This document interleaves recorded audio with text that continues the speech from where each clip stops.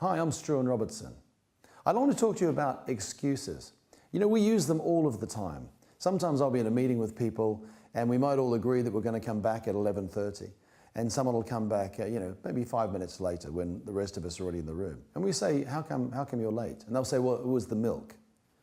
We say, what do you mean the milk? They'll say, well, there was no milk.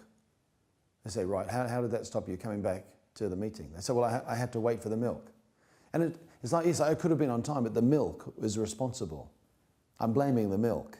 It's like the milk is an excuse for my performance. People say, well, I'm late. It wasn't because I didn't get up early enough, it's because the train held me late, or there was too much traffic. People will say, I didn't pass my exam, but then I didn't really study. You see, when they say that, they say, well, I didn't pass my exam, but it's not because I'm stupid or because I'm not very smart. It's because I didn't study. We need to blame the I didn't study thing. Very rarely do you hear someone say, I studied for the exam, I got extra tutoring, I worked really hard and still failed. Like, I am a total loser. We don't often say that. People don't often say, I'm a self-made failure.